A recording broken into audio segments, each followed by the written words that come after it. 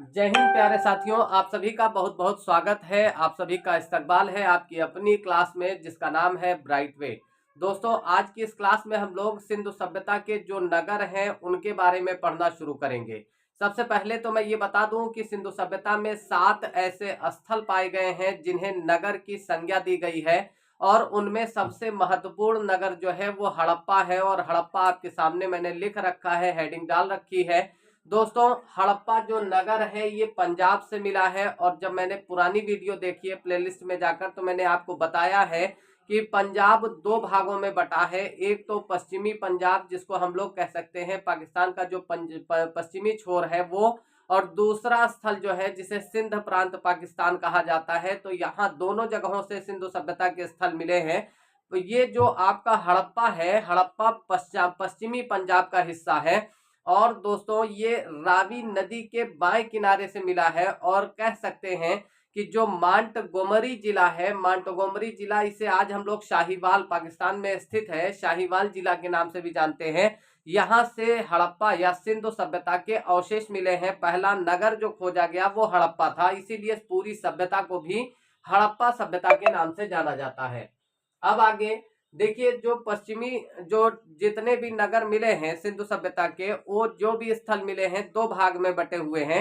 एक को पूर्वी टीला कहा गया है, दूसरे को पश्चिमी टीला। जो पूर्वी टीला है वो गहरान पर स्थित है, यानी वो कह सकते हैं कि इस स्थान पर है। और जो पश्चिमी टीला है वो ऊंचान पर है, यानी ऊंचाई पर पाया गया है।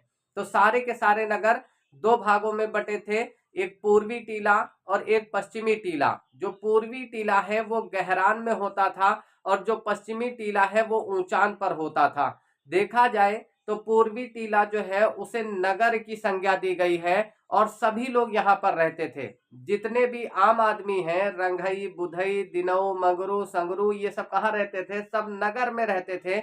और जो पश्चिमी टीला है जो ऊंचान पर स्थित था, ये पूर्वी टीला की अपेक्षा ज्यादा सुरक्षित स्थल था, और इसे जो है नगर न कहकर इसे दुर्ग या गढ़ी कहा गया है। दुर्ग का मतलब किला।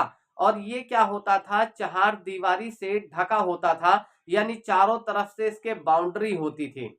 जो दीवार होती थी वो भी दो तरह की थी। एक तो जो बाहरी दीवार होती थी वो पक्की ईंटों की बनी होती थी, और जो अंदरूनी दीवार थी वो कच्ची ईंटों की बनी होती थी।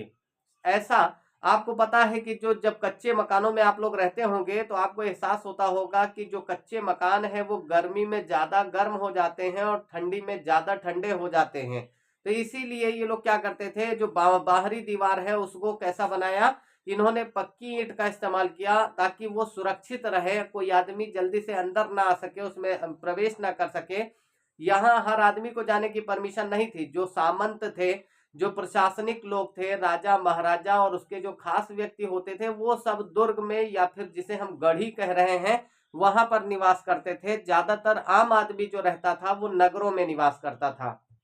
इसके बाद आगे की बात ध्यान रखिएगा कि यहाँ पर दुर्ग में कौन रहता था। देखिए, लिखा हुआ है कि विशिष्ट लोग रहते थे, जो खास खास लोग रहते थे। और यहाँ नगर में कौन था? जो सामान्य व्यक्ति रहता था।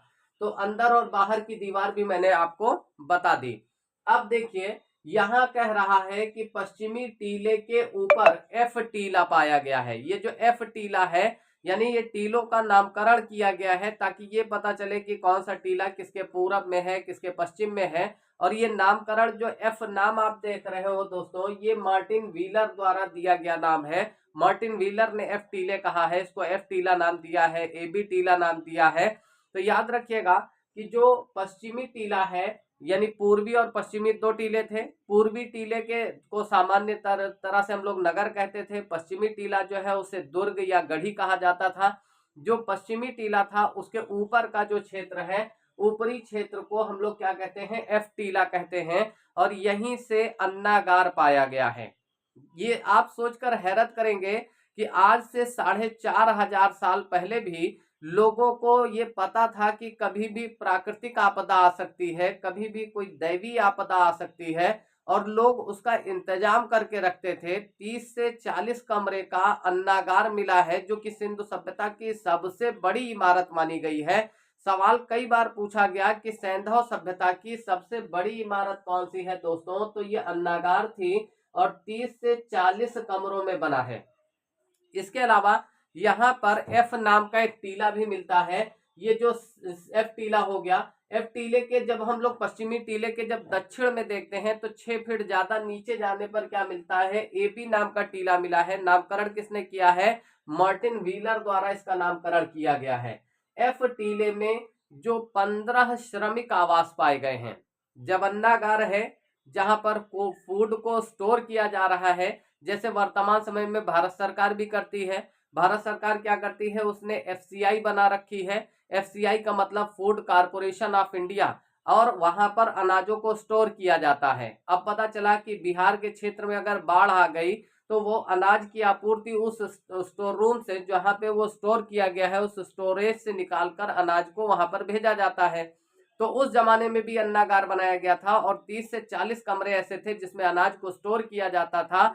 और वहीं पर क्या मिला है, 15 श्रमिक आवास मिले हैं।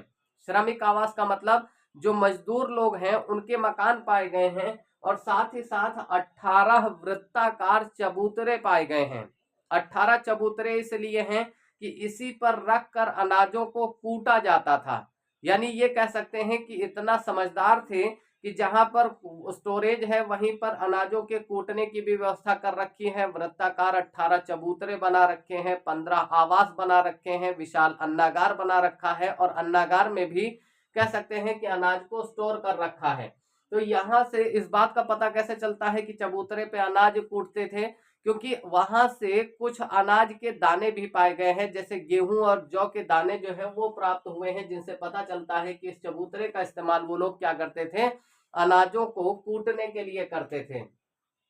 अब आते हैं जो पश्चिम टीला है उसी के दक्षिण में लकड़ी की एक कब्र मिली है। ये भी ध्यान रखिएगा कि लकड़ी की कब्र पाई गई है जिसमें किसी को लिटाया या दफनाया जाता था। साथ ही साथ यहाँ से R37 नाम का एक कब्रिस्तान मिला है। दोस्तों इसको R37 क्यों कहा जाता है, क्योंकि इसकी जो आकृति है वो आर आकार की थी। जैसे ABCD आप लिखते हो तो आर लिखते हो, तो आर आकार की आकृति थी, और उसमें 37 कब्र थी, 37 कब्र ऐसी थी जो उसमें पाई गई है, इसीलिए इसे R37 नाम दिया गया है।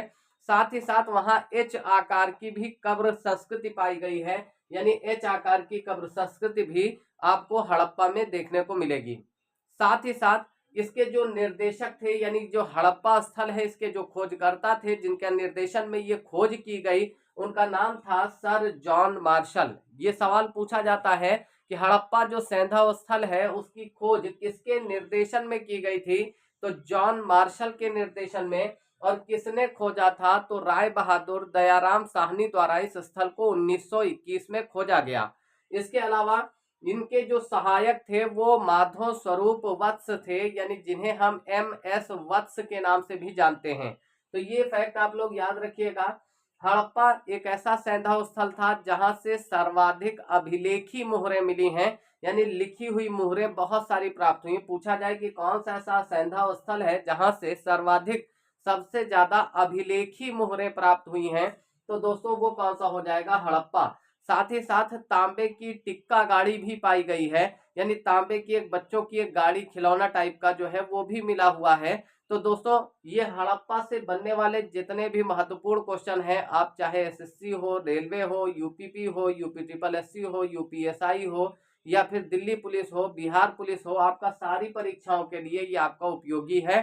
दोस्तों वीडियो अच्छी लगी है तो लाइक, शेयर और सब्सक्राइब जरूर कीजिएगा। आप हमारा अगर इंडिविजुअल GS का बैच लेना चाह रहे हैं ऑनलाइन, तो आप हमसे संपर्क कर सकते हैं। मेरा जो कॉन्टेक्ट नंबर है वो आपके सामने लिखा हुआ है। मिलते हैं अगली वीडियो में।